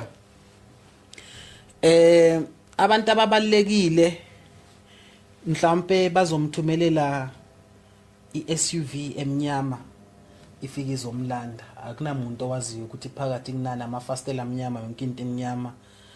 Yonke into nje iyinhle. Ngelinye ilanga uzothi makabuya la abuya khona sabuya ngeLamborghini azoyipaka la sikole nahamba ayerace or aye kuphi. Nonke niyamangala. Mani mbona vele aphila leyo mpilo into expected ukuthi hayi umuntu ofana nawe vele sisi hayi impilo level yakho it's your level. uSkidlava waba busy ngalezo zinto mase sesiyithola indaba thiwa ngaphakathi umuntu wayethandana naye wafika wamzela necocaine ngenye ilanga wathi ngicela nje ukuthi uyitaste kayi-1. Uyabona mase sekuhlangene namanzi amponjwana akucala somnandi usemudini akusiko konke ongakwala. Wayihogela kanye nje that one night, but because lesicumama besilokhu simsupplier from time to time wagcine asa hooked good that thing. Maka hooked good that thing, what may lose value lesicumama sathi hayi sekuzomela ukuthi uentertain ke abangani bama baso kuze phela uzokhona ukuafford ukuthi ngikunike lempahla ifake emakhaleni, of which it's how now waqala khona ke ukuthengisa ke ngomzimba. Uyafunda so uyasonokulahleka esikoleni nange bese kuyitayela zakhe vele ngoba bebamthatha bamflya eDubai anyamalale aphinde futhi abuye futhi aketchup bekuyitayela zakhona. But manje socala ukunyamalala ngendlela esay uncomfortable for everyone. Aphinde futhi abuye esikoleni abe khona pushe mhlawumbe nengcondo ikhona ke uthola ukuthi uyapasa ke kona lokupasa ama lecturer awazilutho nasesikoleni abazilutho ivethe nabantwana bangaki for ukuthi bangazi ukuthi so that is what happened. And then wangena kanjalo ke kuyo yona lento le yokuthengisa ngomzimba athola ifake emakhaleni kwaya kanye wanyamalala kunamuntu waphinde wamthola. Mhlawumbe wasale watholakala mina mase sengiphumile kuma investigation, but that was just the end of it. That was the end of it. Akunamuntu owaziyo ukuthi kwenzakalani ngaye. So of which ungathola ukuthi khona lapho within the same circle of people la babeyiqumama ukhona ogcine wathi ayithethani lo muntu nimthengise eNigeria or nimthengisele kule please. Ngisacela nje ukukhuluma lento abosisi wethu, ngicela ukuthi ningizwe kahle, especially South Africa. Ayabona sinabantwana abahle eSouth Africa body. Uyabona eSouth Africa ukuthi kuneyintombi uzobona langa uhambile waya ngaphandle mawubuya. Mawubuya nje mawungene eairport uthwala izandla ekhanda uthi hawu ayiqinisile ngabona ngiphumile ayikuhlwile phandle uqinisile mahla amantombazana aseSouth Africa. Hey uNkulunkulu ubakhile laba abantu ukuma yonke into bahle ayikho into abangenayo. Hey ayikho into amantombazana aseSouth mawuhlala khona ngeke uzuyibone leyo nto, uzoyibona mawuvakashe samiwe wabuya wangena. Uyothi mawungena yomangala hawu bafike ngekho laba or mhlawumbe bebalokhu bakhona yimbe kangababoni. Hey so in a way yokuthi mabathathwa sebathengiswa the market outside izoba khona for bona. We made an example of a pedophile earlier, but akusiyo wonke umuntu outside onemali ofuna i-pedophile. Someone else might not want a pedophile. Someone else might want to sisokhulile okuwena. Uyothi usiphumele emsebenzini ngenye ilanga e-supermarket la usebenza khona, same technique, same maneuver. Fake emotweni, injection, uphaphama wherever. It's a common thing. Yinto ekhona, abantu bayanyamalala, and there is nothing we can do about it. Namaphoyisa wethu anama issues inside the police force that have to be addressed. Just because uyiphoyisa wasayina ukuthi wena you are now a property of the state, akusho lokho ukuthi you are bulletproof. You are not bulletproof. Une family. Ngoba yazi kunentombazane ekuthiwa yayifunde e-university thizeni, kodwa inhloso yokufakwa kwayo university umuntu oyekade saqedwa esebuye zokwenziswa ezinye izifundo ukurecruit amantombazane amancane ukuthi egcina edayisa umzimba. Vele umuntu uma ukwambhemisa idakamizwa already usuyamcontrola lo muntu obaze yacontrolana izinto ezenzakalayo lapha la ngaphakathi eSouth Africa, and umuntu ulandela lezo zinto lezo izinto ezigcina iphelele emoyeni sigcina ukubatshazwa ngosuku ezibonakale ngayo, kodwa ukuthi kuqhubeka khamba kufike ebhucina ungazanga, because vele abantu abenza lezi zinto abantu abaphethe imali and ukudayisa abantu uthi nisuke nimbamba nina umuntu osuke kade mhlawumbe sedayisa ngisho abantu abawu10 abantu balahleka daily. Bayalahleka abantu bahleli nama case number. Kukhona umfowethu oke wangithumelela I message enkundleni zokuxhumana. Yeah.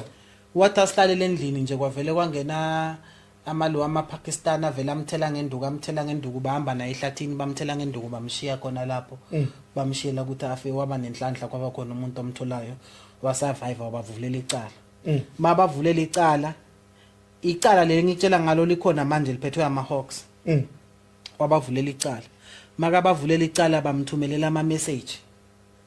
Abamthumelela ama message bathi bazomnikeza u50,000 akavala icala. Manje ifamily yala madoda isiya safara back home. So bacela ukuthi acishe icala kuze bazokhona ukuthi baphumele phandle. Umbuzo wami uthi ize iyofika phezulu kuma Hawks akunaphoyisa belingakhona ukuthi libambe licazulule I straight forward phela le ndaba uhlele endlini ingena abantu bayakushaya bakukhiphela phandle and you can point them uyabakhumbula kune evidence ka doctor ukuthi vele wena ubushayiwe ububothokile ubuphelile ubunje. Is it something that really has to go up ukuthi iziyofika kuma Hawks? Ama Hawks kumele ukuthi ngabadila nezinto eziserious. Khona nje into yokucala sinebhama eningi kakhulu mhlawumbe kwezinye indawo eSouth Africa ibhama zikho, mina la ngihlala khona eGoli ibhama uziningi ubanjwa umfana omncane inkunzi like isibhamu is not a problem. So umbuzo wami uthi kuzolunga nini if amaphoyisa azohlika emotweni nebhama enkulu?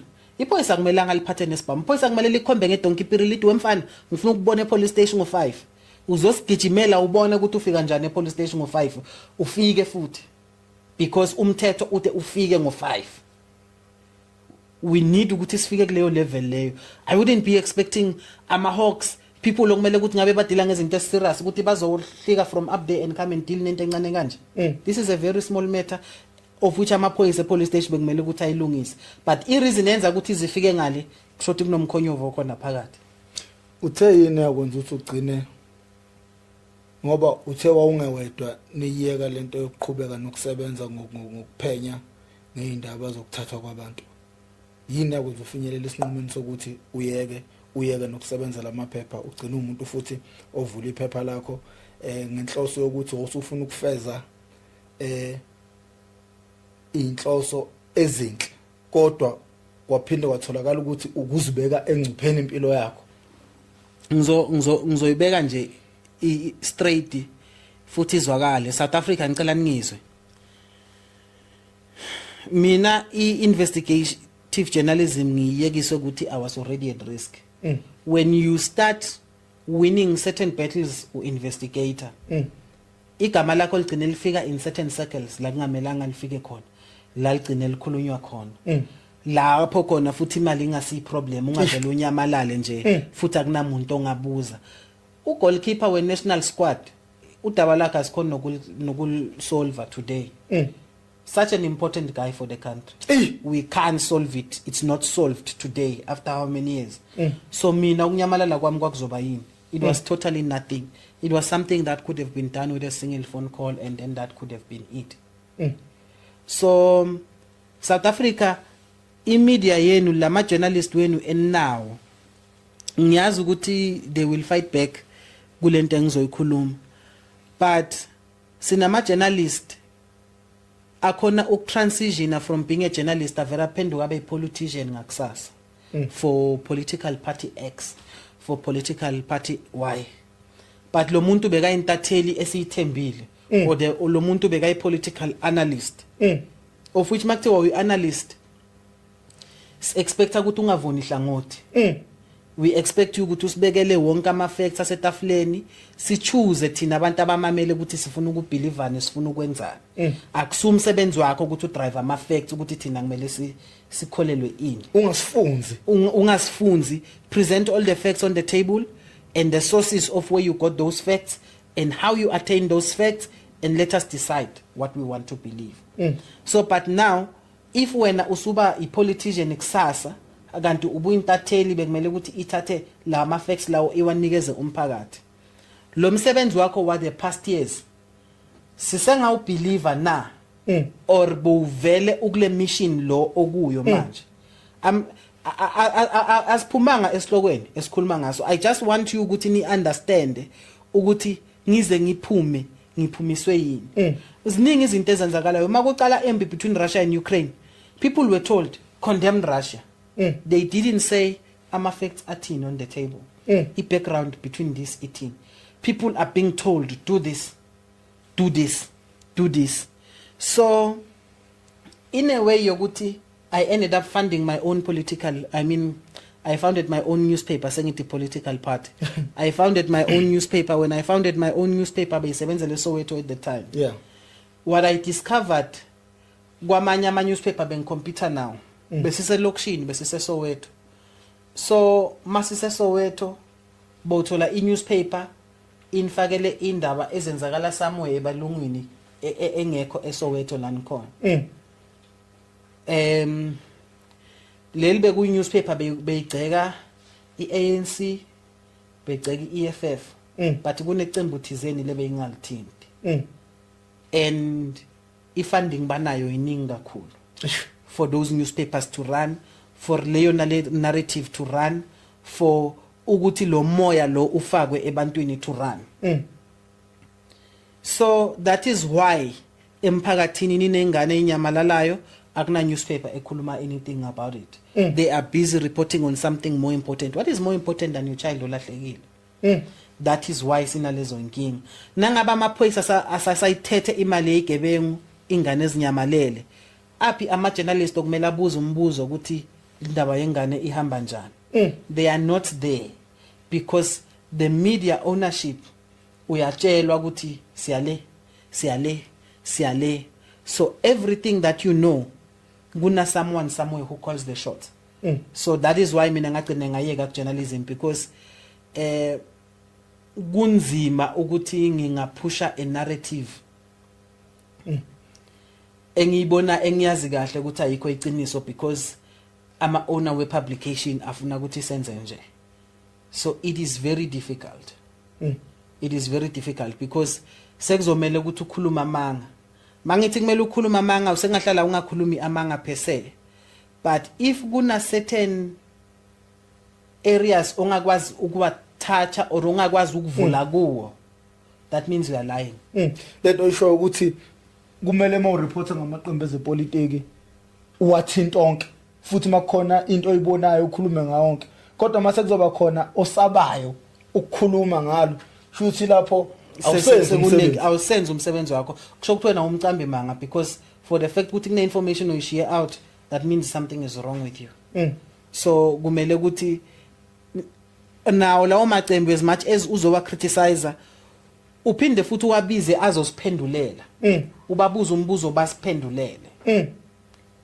ubuza imibuzo efair basiphendulele uvumele nabo zakwabo futhi ukuthi bambuza imibuzo ibe fair kungabi khona ohlaselwayo but that is not what is happening ku media space manje that is not what is happening ku media space boza amanye ama politician akhala nga other journalists ukuthi ubani ama journalists bewa investigator South Africa ahamba bo Debra Phatha baphi yiba abantu beba investigator yiba abantu bebangena einkingeni eserious baphi so it's a very risky job uku-investigator let alone nge-human trafficking is a topic sensitive ngale ndlela so that is one of the reasons why ngagcine ngayiyeka and ngathi mangivula ibhizinisi ngalithanda kakhulu ibhizinisi no ngathi ukukwazisa abantu nangali ibhizinisi ukuthi yini manje lo usugxile kuyona kodwa nokunye ngicabangayo umphakathi yamdinga umuntu onjengawe bafa siyadinga ukuthi asibathi bazovelaphi ngoba umphakathi umanhlalo umphakathi wonke umuntu unaka inkinga zakhe akekho babili bathatha abantu abakhathalela umphakathi ngokweqiniso ngoba ekugcineni umuntu okhathalela umphakathi ngokweqiniso uyafa kwanathi njengoba sisebenza siphusha indaba yokuqwashisa abantu ngezidakamizwa kusasa siyofisa okwezinja and wonke umuntu uyosabela impilo yakhe bogcina mhlambe ngokukhuluma emakhonini uyayibona lento leyo into ekhona nanokuthi kunzima ukuthi umphakathi uhlangane ubambisana ngoba kwawona umphakathi kodwa uyixakekele uyayibona lento leyo asinawo ama resources somphakathi nongafisa ukunikela ngenhliziyo yakhe kodwa manje kunzima impilo iyodwa nje i-challenge ithi impilo i-challenge injalo ngaphezulu kwalokho sinenkinga sinenkinga ekhona kuna certain things that we have made normal ezingekho normal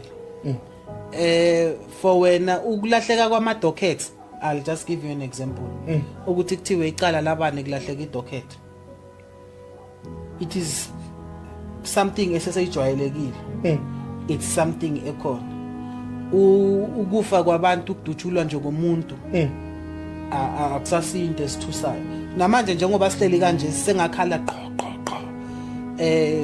uyazibuka nawe ukuthi ulimele uma ungalimalanga usengageza nezandla mawune ice cream ungaqhubeka udla ice cream we are now that normal ukuthi sesijwayele asisathuki izinto ezingekho normal mazenzakala so nayo le yokunyamalala kwabantwana namalunga omndeni ahambayo angaphinda atholakala we have made it very normal because makwenzakala asimemeze asikhulumi ngakho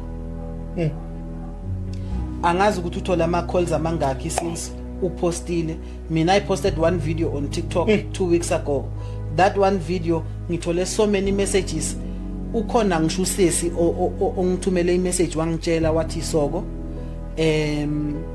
mina bengithandana nomuntu one factory ye chemical engineering lapho khona beba ngabona ngo2020 kufakwa abantu ku chemical bamelta baba amanzi abeka flow nje njengamanzi normal uthi icompany ye chemical engineering during the day kunabantu abathengayo yonke into yakhona inormal noma ungathi uthumela amaphoyisa yophenya asengahlala afika angafiki ngalelanga la kwenzekala khona lezi zinto une trauma lo yasesi ngishukhuluma naye une trauma you can tell une trauma ukhona omunye uyasebenza ehotela thizeni ePitori ngengilibize ngegama unomuntu okumanagement ku company omngane nomuntu olele naye ngaphandle kwemvume awunokumlandelele ebusuku ramlandelele ngandlela thizeni asazi ukuthi iyophelela kuphi and lo muntu is not a South African is not a Nigerian aider because ngiyazi ukuthi bavele bajampe makuyi Nigerian is not a Nigerian aider so yinto aphila nayo it's a situation aphila nayo I have people abang inboxile abake bathathwa abanye bakhona baba nenhlanhla babaleka they have never found justice to this day baphila ngokusaba fana lo siso wathathwa angazi noma wasiwa Arab noma kuphi lo siso othi weze walokhu wafakwa ama drugs eswini afika aqhumela kuyena airport ethathwa abafundisi lapha eGoli bathi bayolokhu bamtholela umsebenzi phesheya makufika lapha bagwinyiswa ama-drugs wathiwa cha nanzo transport ama-drugs and lapha bakhona akekho umuntu okwazi ukuze i-language abayikhulumayo no English no Zulu so manje ugcina umuntu uyithole kumele ayivume lento ngoba ayisekho indlela yokubuyela emuva daily sihlale kuthiwa kunomuntu obanjwe nama-drugs ovele eSouth Africa ungalandela ngempela kulabo bantu bedeep uzothotha kubona bonke abantu okusuke bekuvumile ngempela ukuthi mina ngawa transport ama-drugs yebo bakhona abanjalo kodwa imost yabo uthola abantu abasuke bethatheke kanje abantu abathatheka ngendlela abasuke bangafuni nokuzenza lezo zinto. I'm not discounting ukuthi khona ingane esithanda izinto ezingakhuzeke emakhaya asazi ukuthi emajardini wakubo balunywa yini khona ingane enjalo engakhuzeki nenduku nayo isihlulekile kukhona abanjalo basithole bakuleso simo but kukhona nabantu aba innocent abasithola bakuleso simo so forced ukuthi kumele ukunyiswa ama-drugs wenze zonke lezo zinto so it's asazi ukuthi mabaphuma eSouth Africa basuke baphume njani futhi basuke baphume nganiphi ikhona lenye ke yaduma ukuthi abosisi baye eDubai insizwa zaseDubai sifike sibashiye nelitshe lentaba ebusweni siyabanyela why did you have to go there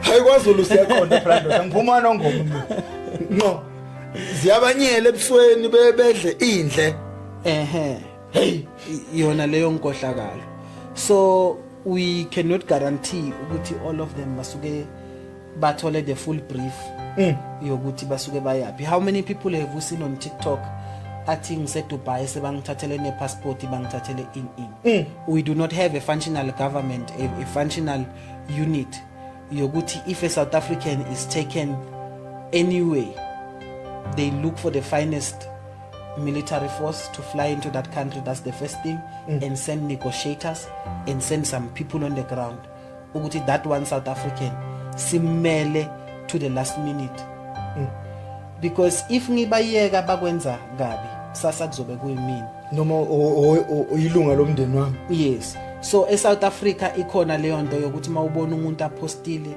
TikTok athi sebangithathela iPassport ngiseDubai angisakwazi ukubuya ekhaya angisakwazi kuphi you are not even sure ukuthi maka posta that video how many hours does this person have left to be alive. That is the first thing. Mhlawumbe ufikile eDubai wangena bamthembise lithuba wahamba kukuhle makafika bafike bamjikela ngaphakathi phenduka islave. Yes asithola seka kule situation so we do not know and as a country asinayo i-agent response evele yenzakale that we all know ukuthi if you touch a South African from anywhere in the world this is how we are expecting ukuthi kube ne reaction. If you kidnap one American today I can guarantee to you there is a plane that will be landing tomorrow morning that has men that are ready ukuthi sicela clearance yokuthi siyosifikela thina mathupha lapha sibuye naye ama negotiations anjalo kusengafona ngisho ne White House over one American ukuthi ne American eselikidnapiwe kaNongoma mangaba amaphoyisa athawa khona besicela ukuthumela leinsizwa we do not have special things. Yes ukuthi nje cha bazobuya naye dead or alive bazomane babuye nomzimba or bayobuya neshethi lakhe but khona into yakhe ezobuya back home so we do not have that. Yazi ngabona enye inkulumo laphana ngenye insizwa eseDubai ithi isuka lapha eDubai kwakukuhle mayifika eDubai yayosebenzela enye i-restaurant mayosebenzela i-restaurant ithi uma ufika uphuca i-passport phuca nje izinto zakho uba isigqila sokusebenza kule restaurant ama-hour extra kodwa futhi awakhokhela aniphili lempilo ubukhazikhazi baseDubai esiyibukayo kunendawo abaqashelwe kuyona bathathwa ibhasi mabephuma beyobekwa la abaqashelwe khona kumele behlale lapho bengaphumi ekseni bayalandwa ngebhasi baye khona lapha mothi lapho uphuma ngo11 ebusuku uphuma ngezikhathi ophuma ngazo niyathathwa ngebhasi number nigcina senizigqila zakhona lapha and awunayo indlela ongathi ungayikhulumela ngayo noma ungayilwela ngayo ngoba usuku uhambile nokufa kusuke kuyinto engenzeka. Yebo laba abantu abasobefikile kuleyo restaurant bezodla baphila impilo efensi kodwa laba kuyibona abasuke Besebenza. yebo abasebenzayo hayi So kuthiwa kunzima and kuthiwa futhi kumele useve ngesmile ingabonakali ebusweni bakho leyo nto leyo. So these are some of the problems as now, because okay, fine, that one usihambele usifikele, but now they are kept there against their will. Uyabona indaba ye human trafficking in South Africa ne kidnapping it's about to become $1 million business, because manje angiphumi ngiyabuya lapho, Yeah. kukhona labafana nje abanokuhamba ngeUber bafike bathi sicela ukubuza indawo bhuti mawuthi uyasondela emotweni babeka isibhamu bathi ngene, bakuthathe bavula ifoni yakho bangene kuma banking app wakho, Yebo. bakhiphe kwasani laba khona ukukhipha bathi fonele ama family members afake imali or siyakudubula, bafonele bayifake imali bafake lokulaba kufakayo bakuthathe bayokulahla wherever. Usuku nenhlahla mabekulahlile abanye bayababulala. Uyiboneke ukuthi icala njani. So if sesinayo leyo nkinga leyo, that is a sign of kidnapping ne human trafficking that's about to go out of control, because if labo bama Uber lama case wala ma Uber lele ngikuchazela ngawo asagcwele iSouth Africa yonke, excuse me, the way kwenzakala ngakhona, I have people engakubizela bona ababanjwa kwenziwa leyo nto kubona, and they've never found justice to this day for that. So iyasibonisa ukuthi this human trafficking business is about to be very big in South Africa, because if bakhona ukuthatha ngamakhadi, it won't be long before bazongenela manje endlini bakhiphe wonke amakhadi wena endlini elakababa nelakamama, and then kuthathwa ingane esithengiso, because it seems like as long as there is a buyer, anything can happen to you in this country.